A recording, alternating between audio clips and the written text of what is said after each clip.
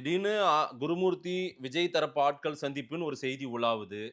அமித்ஷா அமித்ஷாவோ, டெல்லி தரப்போ இந்த பிரச்சனையை மையப்படுத்தி விஜய எப்படியாவது வலைக்குள்ள கொண்டு வரணும்னு நினைக்கிறான்ற செய்தியெல்லாம் உலாவ வருது. அதிகமா பேசுறாங்களா இல்லையா? இது பேசு பொருள் ஆயிருக்கா இல்லையா டாக்கு? நான் அபின்ஷியோ பல நிரூபிக்காதவர் ஓட்ட டிரான்ஸ்பர் பண்ண முடியாது. பலத்த நிரூபிச்சிட்டார் சார். இந்திய அரசியல்ல இந்த மாரி ஒரு ராலி, ஒரு கேம்பெயின்ல இப்படி ஒரு விபத்து நடந்திருக்குல்ல, அப்படின்னா என்னப்பா இவ்ளோ பெரிய கூட்டம் கூடியிருக்கு அவருக்கு, அப்படின்னு இந்திய தேசமே திரும்பி பார்த்திருக்காது விஜய?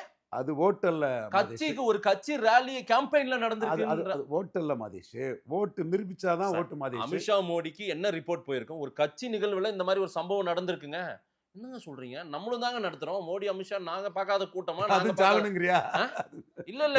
சாகணுங்கிறியா? அங்க நம்ம இங்க தமிழ்நாட்டுல இவ்ளோ பெரிய கூட்டம் நடந்திருக்கா? அதெல்லாம் இவங்களுக்கு தகவலா உளவுத்துறை குடுத்திருப்பாங்கல்ல? அது கூட்டம் தான் மாதேஷ். விழுந்தாதான் ஓட்டு மாதேஷ்.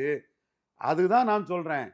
ஜெயலலிதா அம்மையார ஜெயலலிதா அம்மையார் தலைவா படத்துல அடிச்சாங்க. ம். தனக்கு பெரிய செல்வாக்கு புண்ணாக்கு இருக்குன்னு மோடியை போய் கோயம்புத்தூர்ல போய் பார்த்தாரு. ஒரு புண்ணாக்கும் இல்ல. 6% ஓட்டு ஜெயலலிதா அம்மையார் உயர்ந்துட்டாங்க. ம்.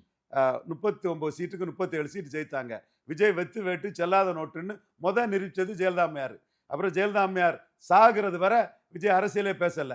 பேசினதாட்டு ஜான் ஆரோக்கியசாமி ஒரு ஆதாரத்தை எடுத்து இல்ல, விட்டுட்டு அன்னைக்கு பார்ப்போம். ஜான் கூட இல்ல விஜய் கூட. ஆதாரத்தை இன்னைக்கு யாராவது எடுத்து விட்டுட்டு பார்ப்போம். அன்னைக்கு ஜான் உங்களோட நண்பரா கூட இருந்தாரு. இப்பவுமே எனக்கு நண்பர் தான். அ, அ. பட்டு பிறவி கோலத்தனம் உள்ளவங்களால அந்த கோலத்தனம் தான் பக்கத்துல இருக்கவங்கள்ட்டையும் அது ரிஃப்ளெக்ட் ஆகும்.